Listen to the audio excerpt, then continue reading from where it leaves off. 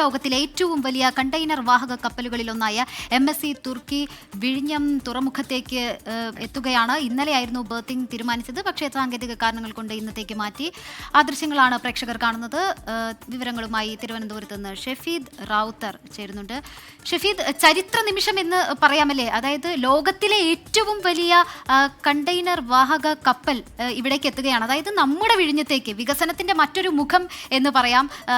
കപ്പൽ തീരത്തേക്ക് അടുക്കുകയാണോ? ഈ MSC തുർക്കി എന്നുള്ള കപ്പലിന്റെ പ്രത്യേകതകൾ എന്തൊക്കെ കൂടിയാണെന്ന് കൂടി പറയാമോ ഷഫീദ്?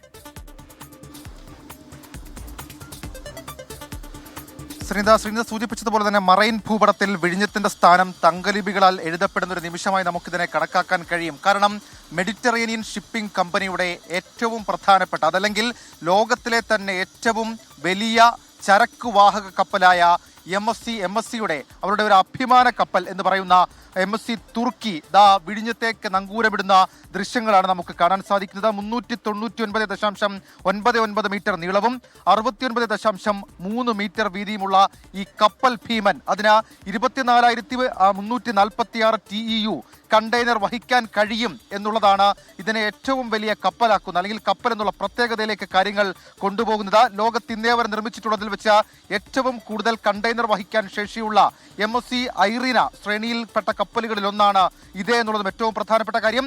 ഒരേ വലുപ്പത്തിലുള്ള 6 കപ്പലുകൾ ഉൾപ്പെടുന്ന ഈ ശ്രേണി ലോകത്തിലെ ഏറ്റവും വലിയ കപ്പൽ ശ്രേണിയായി കണക്കാക്കപ്പെടുന്നു. കൊളംബോ, ദുബൈ പോലുള്ള വർഷങ്ങളുടെ പാരമ്പര്യമുള്ള പോർട്ടുകളിൽ പോലും നങ്കൂരമിടാത്ത ഈ കപ്പൽ കൊമേഴ്ഷ്യൽ ഓപ്പറേഷൻ തുടങ്ങി 4 മാസത്തിനകം തന്നെ വിഴിഞ്ഞത്ത് എത്തിച്ചേരുന്നു എന്നുള്ളതാണ് വിഴിഞ്ഞത്തെ സംബന്ധിച്ച്, കേരളത്തെ സംബന്ധിച്ച്, മലയാളികളെ സംബന്ധിച്ച് അഭിമാനകരമായിട്ടുള്ള ഒരു കാര്യമായി നമുക്ക് ചൂണ്ടിക്കാണിക്കാൻ കഴിഞ്ഞത്. ശ്രീനിത പറയുന്നത് പോലെ തന്നെ വലിയ പ്രത്യേകതകൾ ഈ കപ്പലിനെ സംബന്ധിച്ചിട്ടുണ്ട്. സിംഗപ്പൂരിൽ നിന്ന് ഈ കഴിഞ്ഞ 2-നാണ് ഈ കപ്പൽ പുറപ്പെട്ടത്. ഇപ്പോൾ നമുക്ക് ദൃശ്യങ്ങളിൽ കാണാൻ സാധിക്കും കപ്പലിന്റെ പാത്ത് വേ, അതിൽ ആനയിക്കാൻ വിഴിഞ്ഞം പോർട്ടിൽ നിന്നുള്ള ടഗ് ബോട്ടുകൾ അത് MSC തുർക്കിയുടെ അടുത്തേക്ക് എത്തിച്ചേർന്നിരിക്കുന്നു. ഇനി ഏതാനും നിമിഷം കഴിയുമ്പോൾ വാട്ടർ സല്യൂട്ട് ഉണ്ടാകും.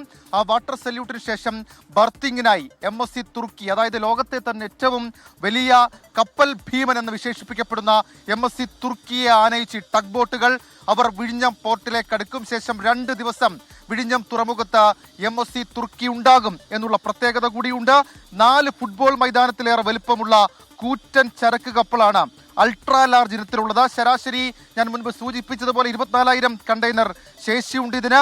ഈ ഗണത്തിൽപ്പെട്ട മറ്റു കപ്പലുകൾ, അത് ഈ മെറ്റ, ഗമ, സെലസ്തീനോ, നിക്കോളോ ഗൊമസ്ട്രോ എന്നിവയെല്ലാം പിന്നാലെ വിഴിഞ്ഞത്തേക്ക് വരുന്നുണ്ട് എന്നുള്ളതും ഒരു സവിശേഷത, ഒരു പ്രത്യേകത, അടുത്ത നമ്മുടെ നേട്ടമായി നമുക്ക് ചൂണ്ടിക്കാണിക്കാൻ കഴിയും.